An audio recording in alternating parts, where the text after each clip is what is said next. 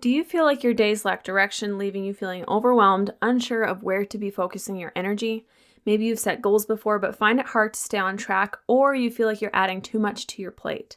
In this episode, we're diving into the power of having a focus word for the year, a simple practice that can bring clarity to your decisions, help you prioritize what truly matters, and reduce the stress of trying to do it all as a stay-at-home mom and a homemaker. I'll share how my focus word has shaped my life and how you can prayerfully choose your own word this year to guide your year with purpose and intention. So let's start 2025 off with a good start and get right into today's episode.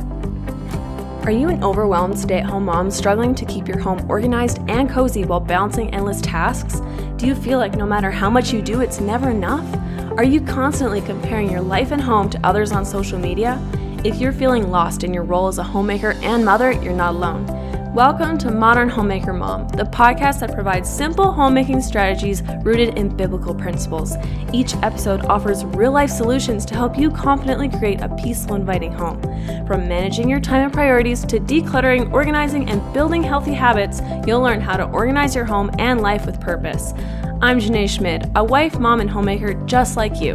I know what it feels like to be overwhelmed by the daily demands of running a household while trying to nurture your family and maintain a sense of peace in your home. Through my own journey of learning homemaking skills and living out my calling as a wife and mother, I have found freedom in embracing these roles with joy. Now I'm here to help other stay-at-home moms do the same without the stress. It's time to confidently step into your calling and create a home that reflects God's love. Let's build a home that you and your family love, one step at a time. Before we get into the episode today, I would just like to take a moment to share a review that's been left by one of my lovely listeners of this show. She said, "I love listening to this podcast. Jynae shares practically and vulnerably how to navigate homemaking. I was especially encouraged by her reminder that staying close to God and being in the Word is the foundation to return to when we start to feel overwhelmed. I needed this reminder today." Reviews like this not only encourage me, but help me help other homemakers find this podcast and join our community here. If you're enjoying this podcast, I would love it if you could take a minute to leave a written review on Apple Podcast. It's quick and it's easy, and it really helps the show grow. Plus, I love hearing how these episodes are encouraging you in your own homemaking journey. So if you have a moment, head over to Apple Podcast and leave a review. It means so much to me. Okay, all of that aside, let's dive into today's episode. And I want to open this episode up with a Bible verse, Proverbs 29:18, where it says, "Where there is no vision, the people perish." I've personally found myself referencing this verse many times in my life. It just pops up in my head every now and then, especially in moments of overwhelm and feeling burnt out or overstimulated, because if we don't have a clear direction in life, in our homemaking, in motherhood, our marriage, honestly, anything, just like this verse says, we will perish, or in other words, we will struggle, we will fail, we will lose sight of what is important. So this is a huge reason why I believe having a focus word of the year is so important. It keeps us grounded, it keeps us focused, it keeps us on the right track. And like the scripture that I just read says, it gives us a vision, it gives us something to work towards. And a focus word serves as a simple yet powerful way to create that vision for your year. It becomes a grounding reminder that helps you prioritize, make decisions, and stay aligned with your goals and the purpose that God has for your life. When we lack the focus, this leads to overwhelm, it leads to burnout, or feeling aimless, feeling like you're running in circles. I started having a focus word of the year a couple of years ago, and it has just really helped me to stay so grounded and intentional all throughout the year. I'm not talking about a word because, everybody's making New Year's resolutions in January, and they might stay strong for a month or two, and then everyone falls off track. Like, we all know how that goes. Oh, I'm going to lose 60 pounds this year, or 20 pounds, or I'm going to fit back into those jeans I wore in high school. And you'll go strong for a month, 2 months, maybe, and then just fall off the bandwagon and go back to your old ways. But that's not the purpose of a focus word. This focus word that I'm going to help you find out what yours is today, help you pick your focus word of 2025. The whole point of it is so that it's something that we always remind ourselves of throughout the entire year. So to give you an idea of the focus words I've had for the past 2 years, in 2023, my word of the year was change. And further on in this episode, I will explain to you how we're going to go about you picking your word of 2025, your word of the year. But when I chose that word, I had no idea what it was going to mean by picking that word. We went through so much change that year. We moved, we changed jobs. I went full-time as a stay-at-home homemaker at the time, and a couple months later, we ended up finding out we were pregnant, and then I was pregnant and trying to do my online business, selling soap and candles. There was so much change, you guys. And so when I say that I was reflecting on my word change many times throughout the year, yes, I did. And then last year, this year, because it's still 2024 when I'm recording this, my word of the year was simplify. And this word was so refining, and it stretched me and grew me in so many ways this year. It's this word, this year specifically, that I decided to share this episode because I honestly don't know what I would have done if I didn't have this word of the year. It was just so grounding for me. So to give you a bit of a story, in the beginning of 2024, I was 4 months away from giving birth to my firstborn. And after struggling with extreme morning sickness for the first bit of my pregnancy, basically all of fall, the whole month of September, which fall is my favorite time of the year, I spent the whole time on the couch because I was so sick. I would actually wake up in the middle of the night at 2 a.m. and run to the bathroom to throw up because I was just sick all the time. Not fun. And then in my third trimester, I struggled with lots of back pain and muscle cramping in my legs. I was literally forced to simplify every single thing that I did in my life because I could just no longer keep up with the busy hustle that I was leading before that point. When I was sick on the couch, I literally had to stop and do nothing. And then again, in the third trimester, it was the same thing. Then with my personal online business ventures, I was constantly being reminded of the word simplify when I was just chasing this trend or listening to so many different entrepreneurial leaders trying to do all of the things they suggested, only to lead me to feeling like I was a candle burning at both ends, and I got so burnt out. And this was after I had my baby. This was months later, so we were well into, I think it was July or August. So my point of saying that is I was still thinking of my word simplify throughout this whole year. And so what I decided to do was just have one coach. I was really like, okay, where can I eliminate stuff? One coach, minimal social media, not having 10 different side hustles, because at the time I was like, okay, I'm going to sell vintage art on Etsy and I'm going to create ebooks for candle making since I had this candle making business and a lot of people wanted to learn from me. And the list goes on. There was multiple things I was trying to do. And I just decided, you know what? I'm going to pour my energy into one thing instead of trying to spread myself so thin doing multiple things. I find it super interesting how God works and how he teaches us lessons just when we need it the most, even if we're not aware that we needed it. He knows us so well. He knew that I am so prone to overworking and burning myself out. I can easily become a workaholic if I'm not careful and don't set boundaries. So he had forced me to slow down by having to deal with the morning sickness day and night in the first 2 months of my pregnancy. And then during the time I went through so many positive mindset shifts because I had taken that time to slow down, to simplify. But it was definitely hard to get there. During my first trimester, it was actually still 2023, so I was still in that change, quote unquote, year. My word of the year was change. But because of all that, because I had been forced to slow down, leading up to 2024, I just knew this year my word is going to be simplify. And so I approached 2024 with a totally different mindset. And all throughout the year, I would remind myself of my word, simplify. And this helped keep me on track during those moments of overwhelm or when I was feeling stretched too thin.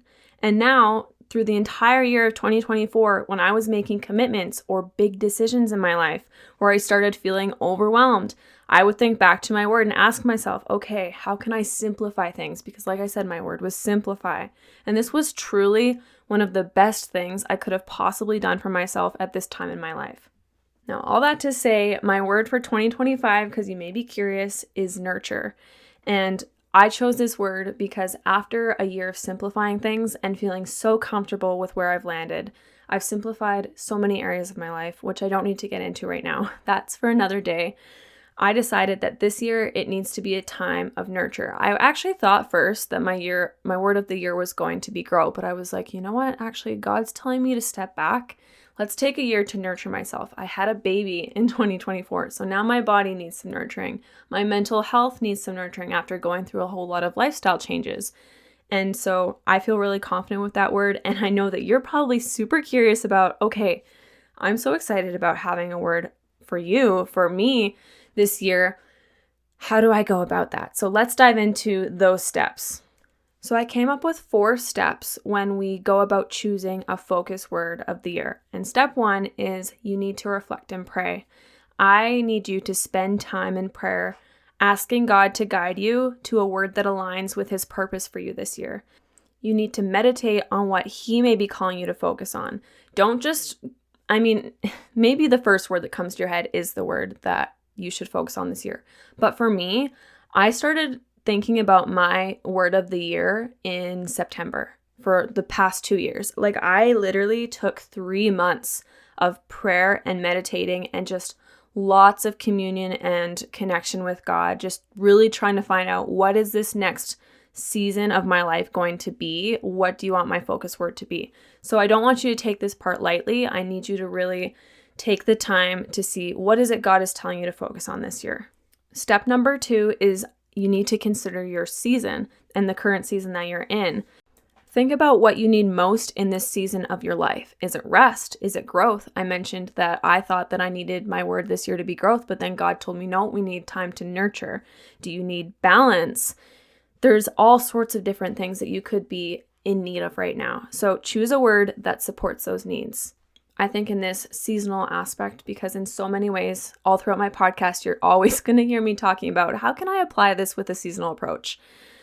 We go through seasons of spring, we go through summer, autumn, winter. Seasons of spring could be new life, abundance, or seasons of winter could be, I need to be inward this year. I need to slow down. Maybe your word is slow down, patience, reflection. Or in the summer, it's flourishing, growing, new life, new beginnings. Or, I guess some of that is spring things. But just think about it that way. How can I tie in the literal seasons of life that we go through into my word of the year? What kind of season am I currently in this state of my life? Step 3 is you need to be listening for themes. So in doing this, you need to pay attention to reoccurring thoughts that you have, maybe Bible verses that are always coming to your mind. I know sometimes we go, like if you go to a church or you talk with a friend, and sometimes there's just this reoccurring Bible verse that just keeps coming up. So maybe there's a specific word in that Bible verse that really stands out to you, like trust in the Lord with all your heart and lean not on your own understanding, Proverbs 3:5-6. Trust, maybe trust is your word this year. Or they could also be, in terms of themes, something that comes up during a prayer or when you're journaling. Like, just look for themes that are happening in your life. Honestly, you guys, God is going to make it very clear. If you're listening for it and if you're searching for it, he's going to make it clear the word that you need to land on for your word, your focus word of the year. It's going to come to you. It's always come to me. You don't have to overthink this. And like I said in step 1, don't rush this time. Take time to meditate on this. Take time to listen for God. Take time to listen for the themes that God is going to bring to you. And then the final step number 4, is avoid rushing the process, which I know I brought this up already so many times in the other steps, but I just wanted to make a point of having this as a solid, just foundational step. I don't want you to choose a word because it just sounds nice, or because someone said, my word of the year. Maybe you have friends that are doing this.